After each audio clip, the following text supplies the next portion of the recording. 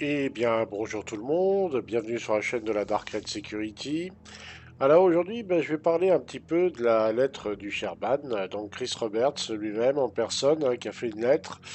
Donc il a rappelé à tout le monde que il remercie principalement la communauté pour tout le soutien qu'on lui a apporté, ce qui est en partie vrai, hein, on va pas se cacher, il y en a beaucoup qui l'ont soutenu.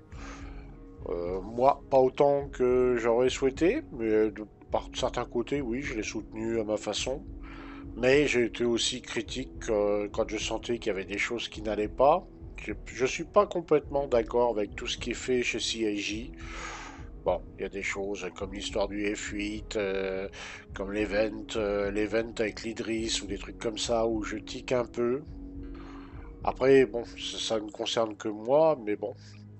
Alors, il explique que l'année avec l'arrivée du PES, ils ont eu des soucis. Voilà, c'était une année très importante, charnière. Oui, ça c'est vrai. Bon, le PES leur a causé pas mal de soucis. Et nous, en tant que backer, on a continué à aller sur les serveurs, vaille que vaille. Mais je vous cacherai pas que c'était très très embêtant, hein. Tout le monde a le goût amer de la 3.18, de la 3.19. Bon, la 3.20, je vais pas trop la critiquer, car j'y ai pratiquement pas joué. La 3.21, ça allait mieux quand même. La 3.22, ça dépend des moments.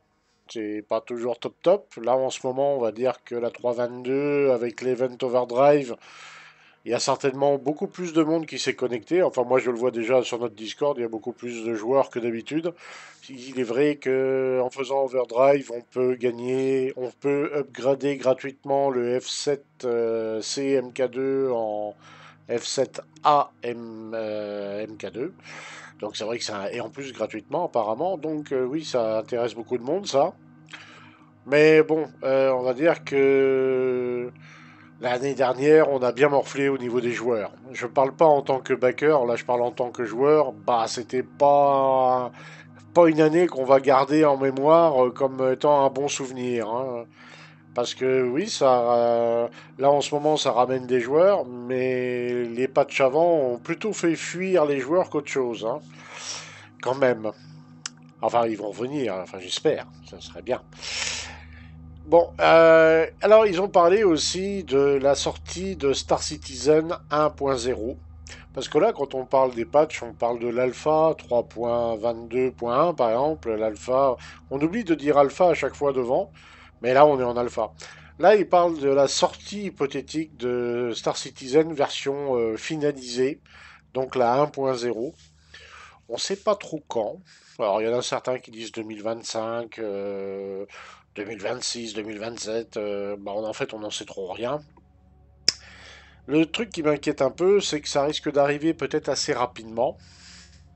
Alors, pourquoi ça m'inquiète? Parce qu'il y a encore beaucoup de choses à sortir dans Star Citizen. Il y a beaucoup de choses à finaliser.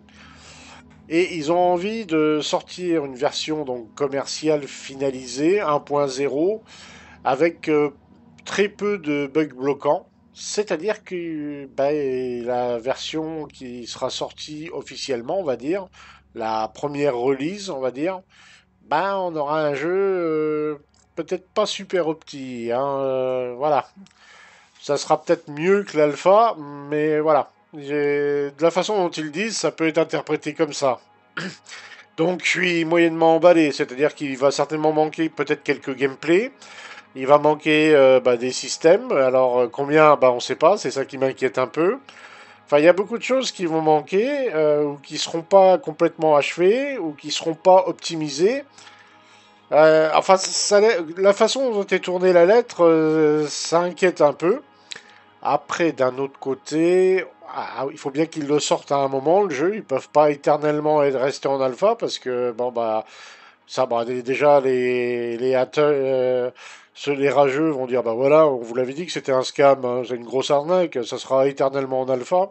Donc là, le fait qu'ils officialisent le jeu, bon, ce qui veut dire aussi, c'est que l'évolution se fera sous forme de patch, on va dire DLC, hein, dans ce style-là. Alors pas payant, hein, bien sûr, mais voilà, on aura des mises à jour de temps à autre. Voilà, ils vont nous dire, bah, on a rajouté trois nouveaux systèmes, voilà. Ah bah tiens, on a finalisé enfin le gameplay, je sais pas quoi, faire pousser des carottes, voilà, on rajoute ça. Ah bah tiens, on rajoute un patch parce qu'on a sorti deux trois nouveaux vaisseaux qui ont l'air sympas. Allez, amusez-vous bien avec. Allez hop, un patch machin. Ah ouais, bon. On savait en même temps que Star Citizen allait évoluer dans le temps. Bon là, apparemment, ça sera un peu ça, mais là, on en est certain quasiment. Ouais, je suis emballé sans l'être vraiment, sans l'être vraiment. Donc la lettre du Sherman, je l'ai pris bah, avec des, c'est même plus des pincettes, hein, c'est des godets de tractopelle, hein, mais ouais, c'est bon. Je suis pas déçu parce qu'on pouvait s'y attendre, hein, parce que quand même depuis 2012, allez, on va dire officiellement, ça a commencé en 2014-2015, enfin plutôt 2014. Bon, en 2024, ça fait 10 ans. Allez, s'ils sortent ça 2025-2026, ça fera 12 ans de développement. Ouais, ça commence à être long là. Donc oui, que je comprends que la 1.0 sorte à peu près dans cette période-là. Ah, on sait pas, on n'a pas la date officielle de la 1.0, mais on voit qu'ils font le forcing. Ils vont rajouter du gameplay comme le crafting, le housing, enfin des choses comme ça. Bon, c'est bien. Pour ceux qui étaient pressés de voir la release, bah c'est bien. Pour moi qui n'étais pas spécialement pressé, qui préférait bah, le jour de la release avoir un jeu propre, avec un maximum de systèmes solaires, voilà, et ainsi de suite. Ouais, bof. La release m'emballe moyennement, on va dire. Très moyennement même. Mais je comprends que pour certains, bah ouais, ouais, ah enfin, ça y est, ça, voilà. Bah oui. Alors ils ont parlé aussi que bon ils allaient faire là dans l'immédiat ils allaient se concentrer sur le serveur meshing, ils allaient faire pas mal de tests dans le courant de l'année pour bah, tester, corriger et augmenter le nombre de joueurs sur les shards. Voilà bon bah ça oui on se doutait bien qu'ils allaient faire ça de toute façon donc la lettre elle nous apprend pas grand chose. Ils vont donc ils vont essayer d'améliorer la qualité de vie. Ça fait des mois et des mois qu'ils nous en parlent. Alors on a vu des améliorations, oui c'est vrai. Mais bon là pour l'instant on est toujours avec des serveurs qui oscillent entre 7 et 20 FPS. Depuis la 3.18, 3.19, on n'a pas vu une grosse amélioration au niveau de l'état des serveurs et surtout de leur constance. Bah, ce que j'appelle amélioration, c'est d'au moins avoir des serveurs à 20-25 FPS constamment. Là, on en est encore loin. On va voir ce que ça va donner en 3.23.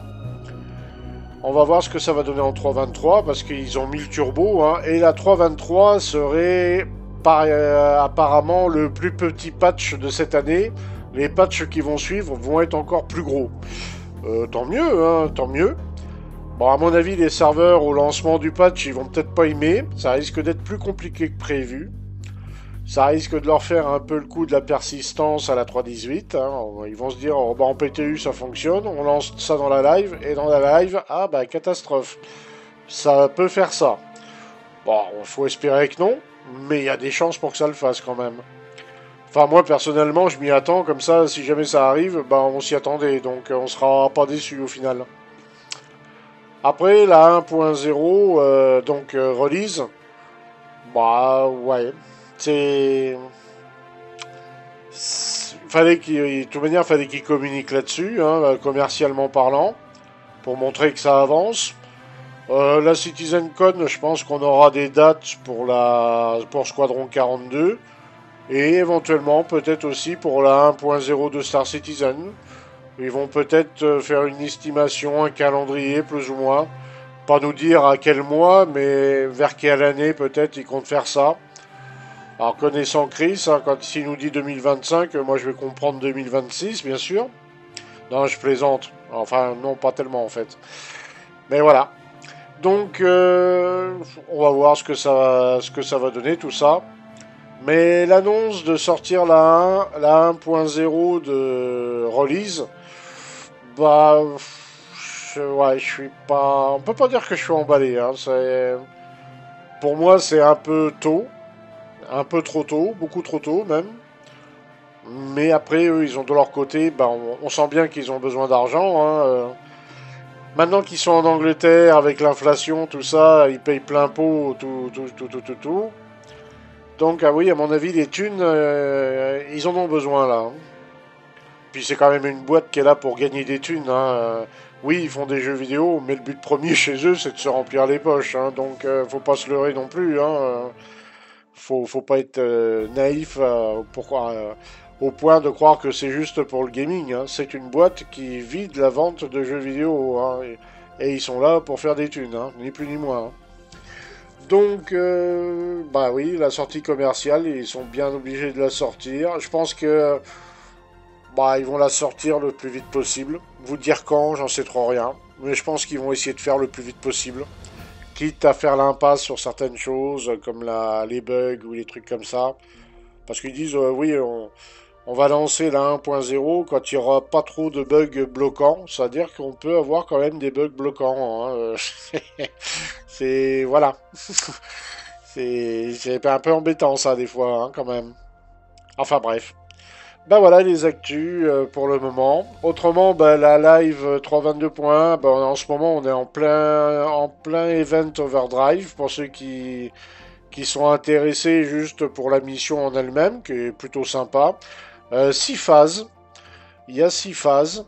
Alors que je vous retrouve les infos là concernant.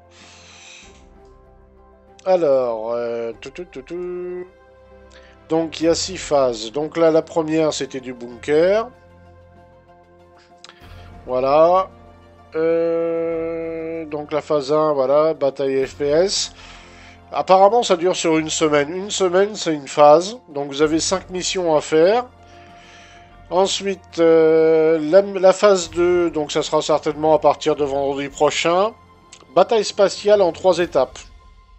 Voilà. La phase 3, donc à la troisième semaine, c'est en 5 missions. Bataille spatiale aussi. Phase 4, bataille spatiale en 3 étapes. Bon, ok.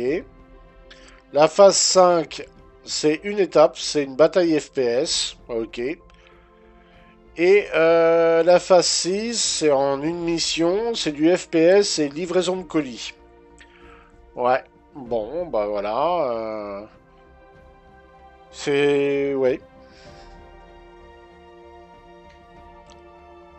Donc, alors ils disent que il faut être au minimum 3 joueurs, apporter beaucoup de munitions, de trucs. Les navires, le Redeemer, le Corsair, l'Aration et Inferno sont les meilleurs choix pour la durée de l'aventure. Voilà. Alors, donc l'événement se compose de 6 phases, chacune voilà, se comporte en différentes missions. Voilà. Bon après, ils disent 3 minimum, mais on peut être plus, hein. Bon, vous pouvez faire 2 groupes si vous êtes vraiment nombreux. Ouais, bah tuer 3 vaisseaux. Ouais, il y a beaucoup de batailles spatiales un peu qui sortent de l'ordinaire. C'est pas vraiment une Xenotrace. Ça y ressemble parce que bon, il y a des Xenotrace. On va dire c'est un préambule.